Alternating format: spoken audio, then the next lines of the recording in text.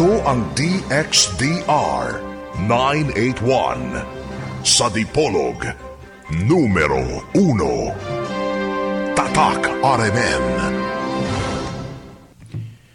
Okay, diyan usab ang tulumanon nga giuluhan ang kahayag sa pagtuong Katoliko. Uban gihapon ni ining ubos ninyo nga laged sumong tulumanon. Silbert Dundoyano Sr. alias Beredas. Ang atong pizza karon, pizza 13 sa bulan sa Mayo, tuig 2018. Mayong adlaw sa Ginoo kanatong tanan. Okay. Ugma naman, no? Ato namang eleksyon, no? Sa barangay. Tuguti kita sa pagpalahi, no? Sa atong tema karon, no? May labot na sa pagtuo. Pero dili gihapon ta malayo sa pagtuo, no? Pag nga tinahod nga tigpaminaw. Okay. Sa miaging Domingo, kung balik lang tao na to gamay, no? Ang atong gahisguta og authority. O kinabang gahom diha sa pagpanudlo. O nagunahuna ko nga ang maong issue masumpay o makonek gihapon ni sa atong palahi nga tema karon mahitungod sa eleksyon.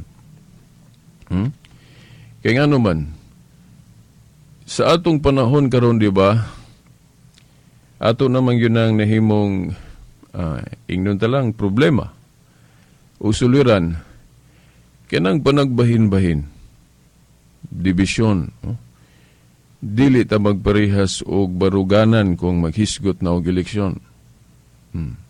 Unya maghukmanay ta sa atong isig kaingon kung kining atuang sistema sa eleksyon mao'y insakto.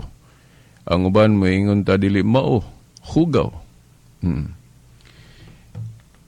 Mubalik lagi hapon ta sa kanabang elementary nga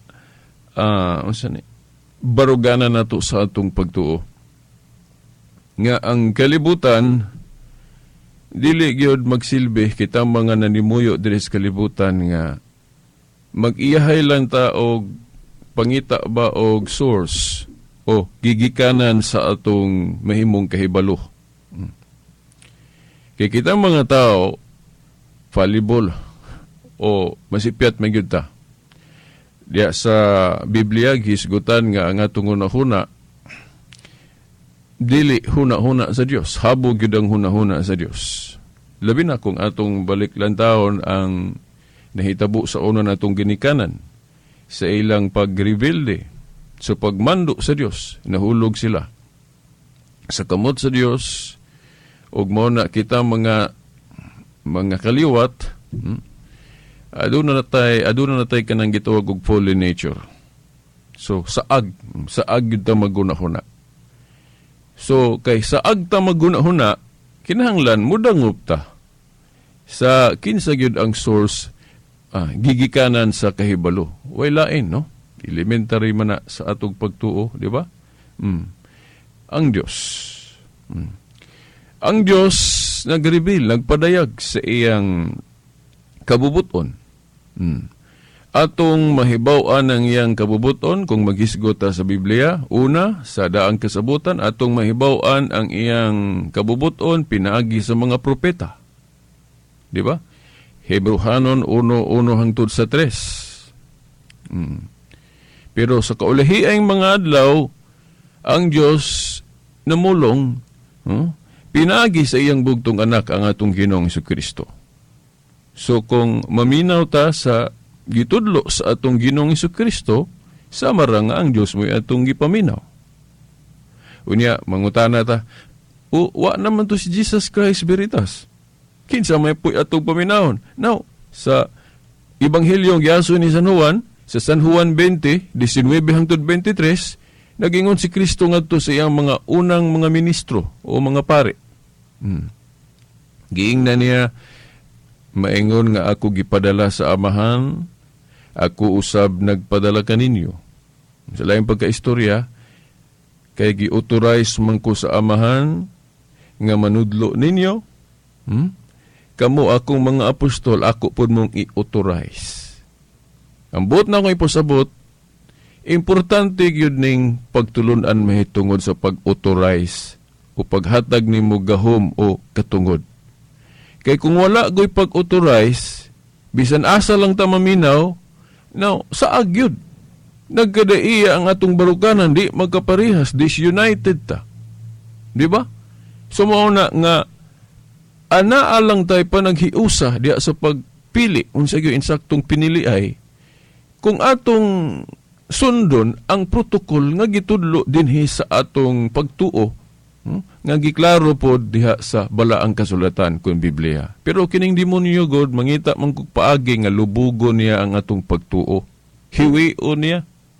Mao na nga kung dili po nato matun-an og ayo ang Biblia, meaning kanang atong gawion ng gitawag og private interpretation sa Biblia kinaugalingong pagsabot, mao na hinungdan nagkabahin-bahin ta. Di ba? Kay ang Biblia kinahanglan sabto nato ni authoritatively, not privately, no? Sa 2 Pedro 1:20 kana lang mga tagna kuno, mga prophecy des Biblia, bawal gyud kanang private interpretation kinaugalingong pagsabot. Bawal kay makababahin-bahin man nato, di ba? Tanawa ra ng Book of Revelation. Lain-laing religion, lain-lain pog sumada total sa interpretation. Di ba? Then muadto po ta sa Proverbio 3:5, mao gyapon, ayaw pagsalig sa imong kaugalingong panabot. So bawal ang private interpretation o kinaugalingong pagsabot sa Biblia ngano man kay makapabahin-bahin nato na. Now, unsa may insakto nga sistema sa pagsabot sa Biblia? Authoritative interpretation. Kanang nakay authority. Sa New Covenant, si Jesus Christ may klaro yung gi-authorize sa Diyos. Nga kinahanglan maminaw ta niya, so ug unsa yang itudlo, tuo kita. Bisan pag pang-usbo niya ng mga balao diha sa daang kasabutan, kinahanglan maminaw ta niya, kay siya may authorize. Presa ng sa una, doon na gidili sa pagkaon. Pero pag abot niya, huwa na may gidili sa pagkaon. Di ba? So, diha ta sa gi-authorize. Kay kung magkaugalingon tag pagsabot, basa man diri sa Biblia nga gidili ng mga mahugaw sa pagkaon. So, dili gihapon na. Muna. Pero sa New Covenant, Jesus Christ may authority. Ingon mas Jesus Christ nga dili na ang makahugaw kanang isang-sang subaba, kundi ang makahugaw gusto kanang iyang gikan sa sulod, but pasabot iyang batasan nga dili maayo. Kanang batasan na ang kahugaw nga iyang gitumbok riya. So, bisan pag usub-usubon sa authority, ang unsay mga balaod nga pwedeng mausob, kinahanglan mo tuutan niya. Pero naapoy noy mga balaod nga dunay kanang gitawag og natural o moral mga balaod nga bisan pag madaang kasabutan o bag-ong kasabutan, adili po na mausob. Kay common man na. Pasan na ngayon pagpatay, di ka mangawat, di ka manapaw. Kanang mga balaora nga sa new og bag-ong kasabutan, maura gyud na siya gihapon, dili na mausob. Gawas atong mga adunay ceremonial essence of the law. Pares anang gidili ang dugo o ceremonial essence of the law man na. Di man na siya moral. Then kanang pagpatunong sa adlaw sa pagsimba. Ang moral nga sa usa ka semana naagyoy day of worship. Pero ang pagpili asa na ipatunong mo na ceremonial mo nang pwedeng mausob by the authority of the church, binding and loosing. Kung di ka kasabot ana, magpatakal na yung kaghukom, mga Katoliko gakuan, naglapas sa adlaw igpapahulay kay gibalhin gikan sa unang adlaw semana ngadto sa ikapito ka adlaw gikan sa ikapito ka adlaw semana ngadto sa unang adlaw semana. Gi-violate kay ikapito unya ibalhin sa unang adlaw. Dahil murason po dahil Katoliko, dili mo na inanaong pagsabot. seremonyal ng pagpatunong kay sa balaod dili specific giingon lang unom kaadlaw trabaho ikapito pahulay. Sa to pa kanang ikapito diha mo babol kay depende man sa adlaw mo sugod og trabaho. Sa Old Covenant ipatunong na nila 7th day of the week. Kay dili man na kana kung mayong kag ikapito ka adlaw human sa unom ka adlaw ang trabaho o ikapito ka adlaw semana dili man na parehas. Kay ang balaod igo ra man gaingon unom ka adlaw trabaho ikapito pahulaw. Background sa aniha sa atong tema. Okay. Ito lang ning dali-dalion kay di unya ta kay hisgot sa eleksyon no. Mao na nga lahi ng ikapito kaadlaw human sa unom kaadlaw ang trabaho o ikapito kaadlaw semana. Kay specific man ang ikapito kaadlaw semana. Nya ang balaod wa man mag-specific ingon ra man unom kaadlaw trabaho ikapito pahulay. So mo na moral essence of the law. So ang moral essence of the law nga dili mawala nga sa usa ka semana naagyoy day of worship ikapito na human sa unom kaadlaw sunod-sunod nga trabaho dili kay ikapito kaadlaw semana gyud. Di ba? Sa ato pa ang doktrina sa igpapahulay mo babol ang pagpatunong kay nagdepende unsa nga adlaw ka mosugod og trabaho. Kung mo sugod kag unang adlaw semana ikapito nimo sa Sabado gyud 7th day of the week. Di ba? Unya mayong ka sa New Covenant sa Lord's Day Veritas matunong ba po na ang ikapito tunong kay ang atong first day of work Monday naman labi na atong gobyerno ra ba ipatahod ang first day of work Lunes na biya so ang ikapito Sunday so ang atong day of worship ron nga ikapito sugod sa Lunes ang Sunday na Lord's Day mo nang hinsakto nang giingon sa katekismo sa kanang New 7th Day sa 1166 sa Catechism nga gitawag og 7th day pod ang Lord's Day nga unang adlaw semana. Di ba? Kay mo man na di lang ko mo taas og ana. So mo na labi na gipasabot ni San Pablo sa Colosas 2:14-17 nga ang Old Covenant Sabbath landong. So naay gipasabot diha nga naay bag-o, na kanang bag-o diskubriho na to na. Mao rin na nga pag-ingon sa Hebrehanon 4:8-9 nga naagi hapoy Sabado, dili na specific nga 7th day of the week yun. Kanang Sabado diha pasabot nagpahulay o day of worship. Nga sa bersikulo 8 giingon lain na kunong adlaw. No, di ba? Mo nang diskubriho nung laing adlaw, mo na din ang pinadayag uno Jes adlaw sa Ginoo. Dili na Sabado nang pinadayag uno Jes kaysa exegesis ana. Although kanang 7th day of the week nga Sabbath, Lord's Day na sa Old Covenant, pero kanang pinadayag uno Jes nga Lord's Day sa atong basa ana sa mga early fathers, exegesis ana, Domingo na no, sama sa giingon ni Obispo Ignacio, disipulo ni San Juan, Domingo iyang gipasabot anang Lord's Day, no? Kay si Juan ko nung gasuwat ana kung Sabado iyang ipasabot 7th day of the week Sabat yun na diretsa kay naandan naman basta 7th day of the week Sabat yun na term gamiton unya diya sa pinadayag uno Diyos ang gigamit ni San Juan dili Sabat kundili Lord's Day so pagpalahi na lahi yun na siya wa ako'y panahon pag expound ana nihatag lang kung ninyong example ana tungod kay kuhan manggod authority. Kay kung musandig ta sa authority sa pagpanudlo, di kita mawala sa passing. Dili ta magsalig sa kinaugalingong pagsabot na karon dito ta sa eleksyon, no? Now, asa man ta maminaw kung maghisgot ta o kanabang unsay gyud maayong tuhuan. No, simple raman. Si Jesus Christ ang gi-authorize sa God the Father sa New Covenant.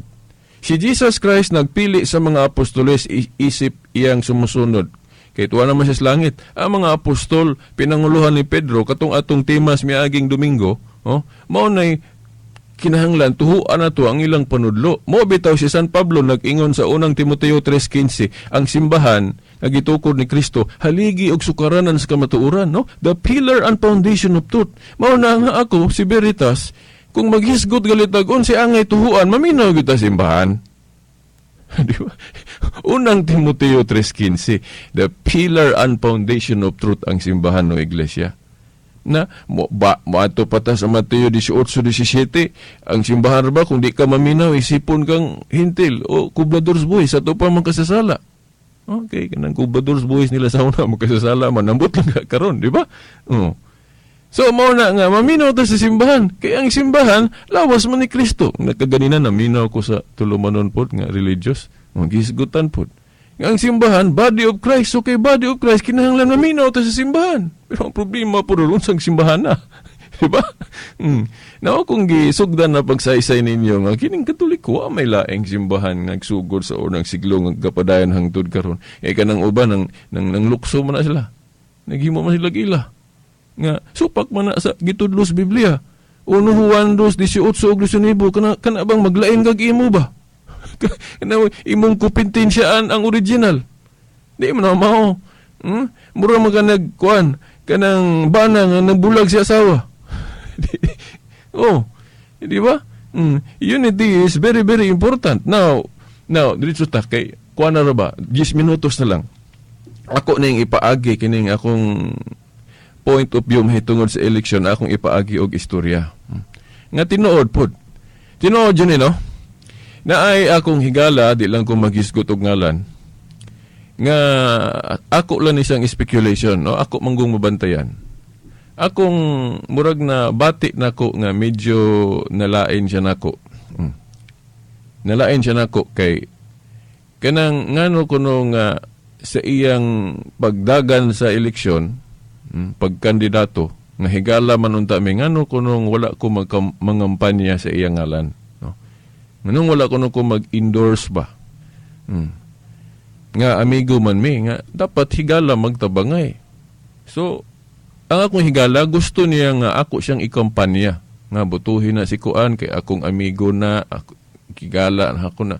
No, wag yun ako na himua. Amigo ming duha. Now, mao ni ang akong point of view. Para guna ko ang eleksyon, ang akong panglantaw sa eleksyon, parehas anang mag-elek og Santo Papa. Di ba mag-elek gali og Santo Papa? Ang mga kardinal nga sila may magpili, kinsay mo sunod nga Santo Papa, magtabi ba na sila kinsay butuhan?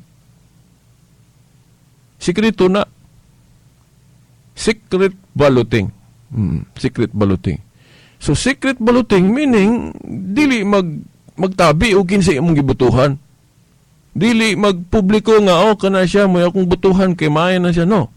Ang ikampanya lang yun sa simbahan, ang guidelines.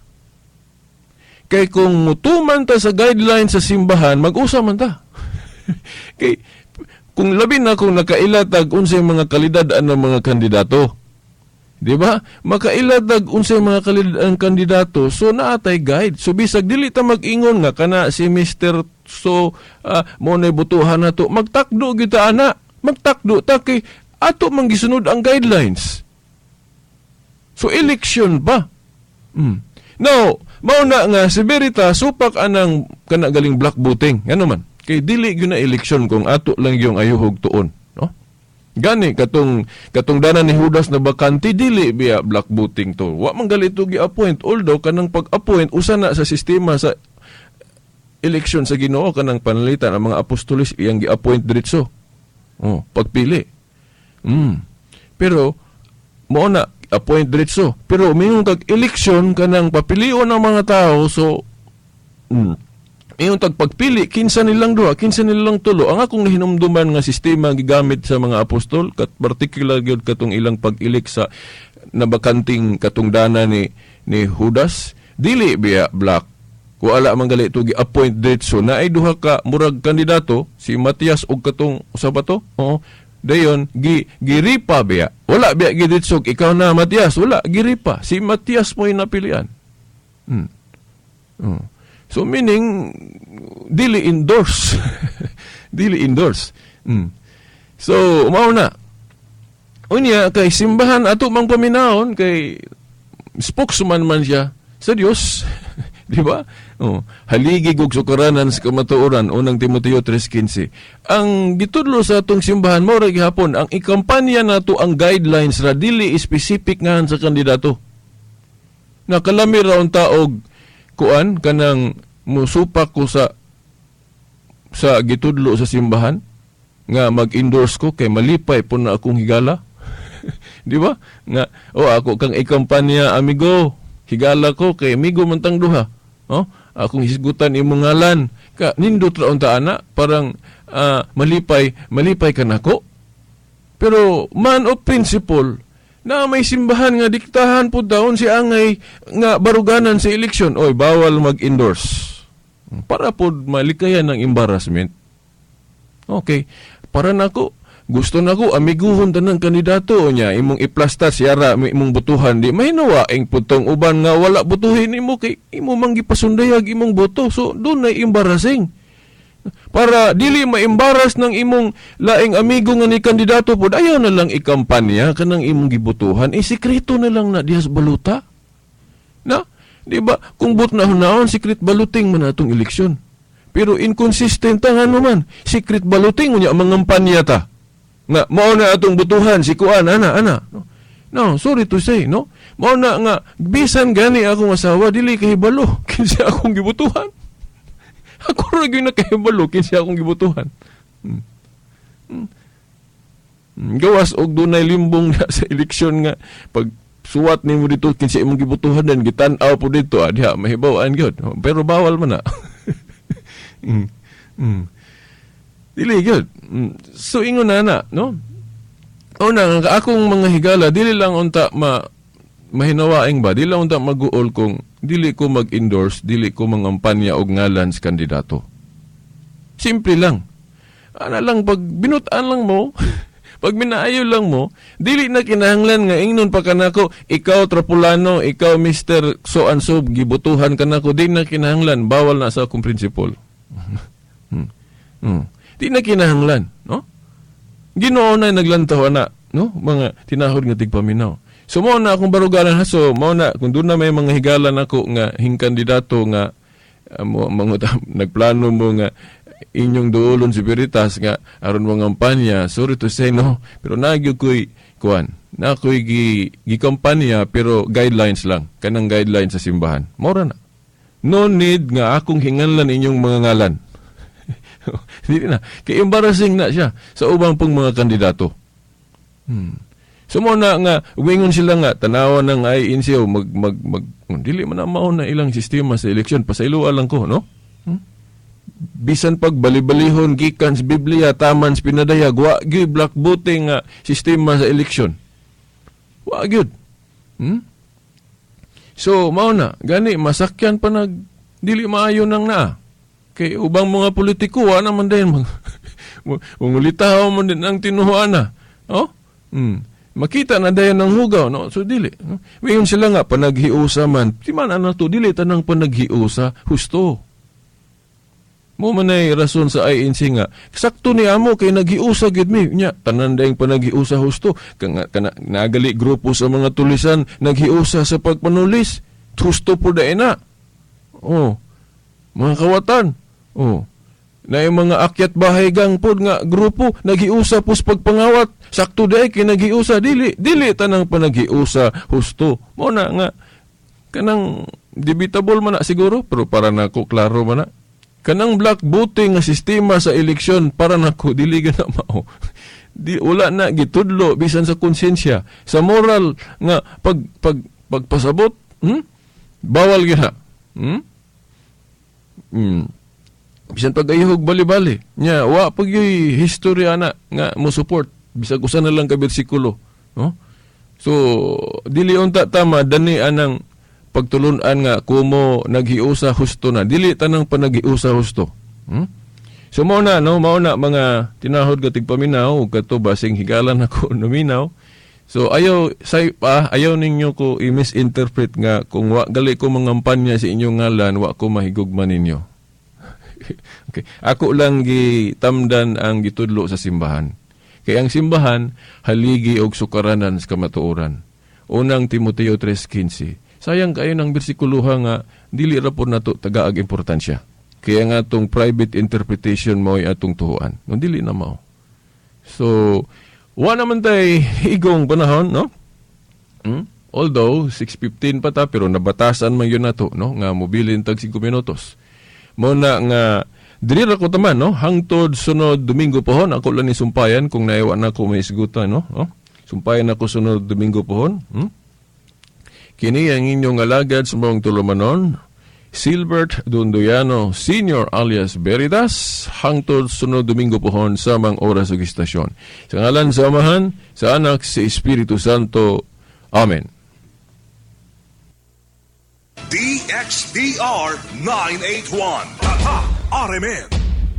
Sa pagpili ng dishwashing liquid, may tanong kami sa mga misis. Ano nga ba ang mas importante sa hugasin? Yung naiiwang bango ng kalamansi o ang pagtanggal bakterya ng antibac? Hoy, misis! Paano kung gusto ko both? Sa leading liquid brand, kailangan ko pang bumili ng dalawa? Hoy, misis! Magpaka-smart na tayo with Smart Dishwashing Liquid. May bango ng kalamansi at bisa ng antibacteria in one patak. Tanggal galing ang sebo, tanggal galing ang bakterya. Galing-galing! Smart Dishwashing Liquid. Kalamansi na, antibac pa. At sa presyong mas abot kaya versus the leading liquid brand. Smart Dishwashing, manufactured by ACS Manufacturing Corporation. ISO certified, world-class quality. ACS. Asa mas practical? Joy Dishwashing Liquid o ordinaryong paste? Sa paste? Daghang pahit, daghang kuskus pahit, kuskus pahit, kuskus sa oras kahago si kaayo. Ang Joy Dishwashing Liquid, sulit kaayo. Tungod kay... Usa ka purong tulog sa Joy, kabula, kabula, kabula sa Joy, kabula, kabula, kabula sa Joy.